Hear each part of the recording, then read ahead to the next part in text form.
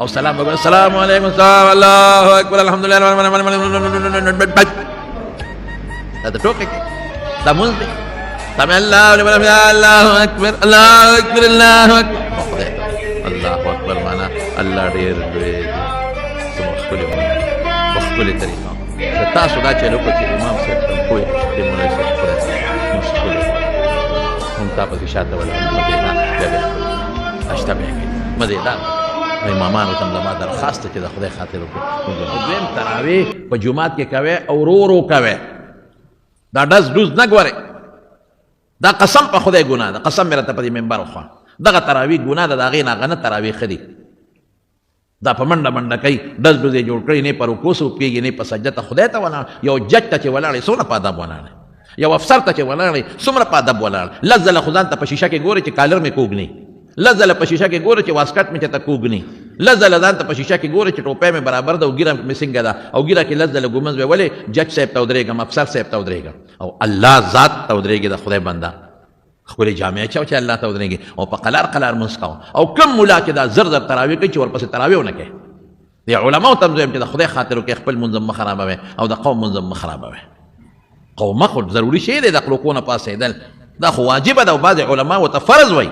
د دوو سجدو منځ کې ناسته چې جلسه ورته وایي چې ملا مکمل نیغه کې دا خو واجبه ده او بعضې علما ورته فرض وایي نه قومه شته نه جلسه شته به سمع الله لمن حمده الله اکبر دا کوم کتاب کې دا خو قسم په خدای که دا مونږ رسول الله مبارک کړی یا صحابه کړی یا زمونږ ائمو یا سلفو کړی سجدې نه پاسې الله اکبر الله اکبر دا کوم کتاب کې دی صاحب دا تاسو څنګه تلاوتونه کوئ الحمدلله رب العالمین الله اکبر دا مونځ پورې ټوکې کوي خدای پورې ټوکې کوي د خدای قرآن پورې ټوکې کوي ظالمه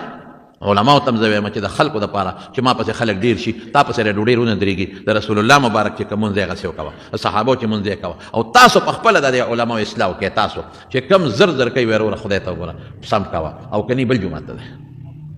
بل ته دی په خپله به ټیک شي او خو مونږ کې چل دا دی که نه مونږ وایو یاره پلان کې ملا مړه سم ډزېږي